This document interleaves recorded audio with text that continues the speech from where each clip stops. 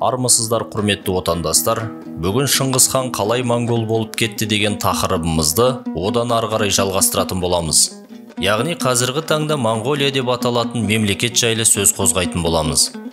Моңғолия сөзін қарастырып көретін болсақ, ол түркілердің тарихын әдейі шатастыру үшін арнайы жоспар бойынша амалға асырылған саясаттың нәтижесінде дүниеге келген жасанды мемлекеттің атауы болып табылады. Яғни Моңғолия Халық Республикасы 1924 жылы большевиктер билігі тарапынан құрылған мемлекет. Оған дейін Ресейдің протектораты, яғни Ресей қорғауындағы және ықпалындағы мемлекет болған. Ал оған дейін Қытайдың құрамындағы автономиясы болған. Яғни дербес тәуелсіз мемлекет болмаған. Моңғол Халық Республикасында өмір сүретін халықтар Қытай халқымен тығыз араласуының нәтижесінде және сан ғасырлар бойы Қытайдың боданы болып, Қытайлардың тілі, діні, әрі дәстүрінің күшті ықпалының астында болғандықтан, олар қатты өзгеріске ұшыраған халықтардың жиынтығы болып табылады. Осы орайда Моңғолияда тайжуут тайпасы бар деген пікірдің дұрыс емес екендігін дәлелдейтін нақты тарихи құжаттарды келтіре кетейік. Енді моңғолдың тайжуут тайпасы өз ішінде қият үркін және қият бөржігін деп аталатын екі руға бөлінеді деген пікір жайлы айтар болсақ, тайжуут тайпасы моңғолдың емес, керісінше мұғол, түркі тайпаларының құрамына жатады.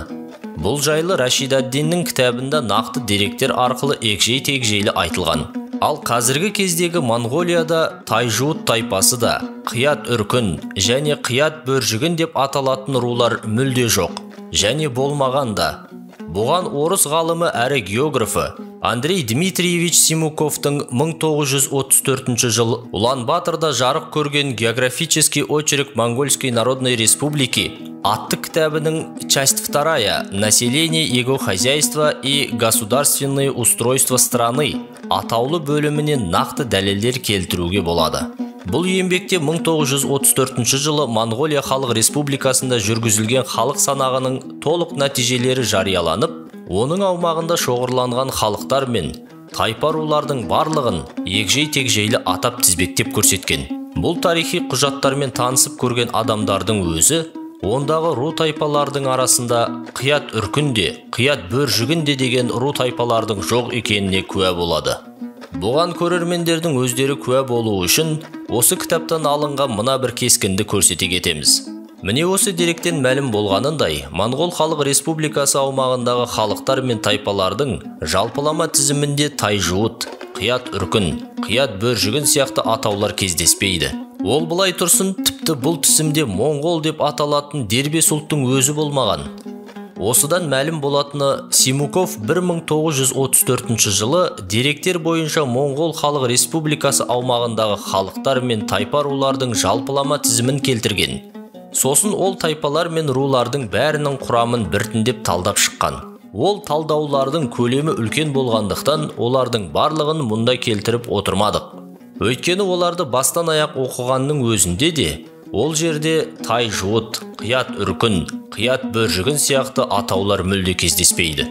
Осы деректерге және Жамиғат Тауарих кітабында келтірілген көптеген деректерге сүйене отырып, Шыңғыс ханның тегінде моңғолдық негіз жоқ, және ол түркі тайпаларына жататын мұғолдың қият бөржігін руынан шыққан деп анық сеніммен айтуға болады. Бұған қоса Бексұлтан Нұржекеұлының бір әріптен адасқан тарих атты мақаласында мынадай дәлел келтіреді. Қазіргі моңғол деп жүрген халықты бұрын қазақ ойрат деген. Ойратқа Шорос, Хошоут, Дүрбіт, Торғауыт тайпалары жатады. Қазақ оларды қара қалмақ деп атаған. Ал Халха тайпасын Құба қалмақ атаған. Сонда бүкіл моңғолдың жалпы аты қазақ үшін тек қалмақ. Қазақ пен қалмақ 250 жылдан астам соғысыпты.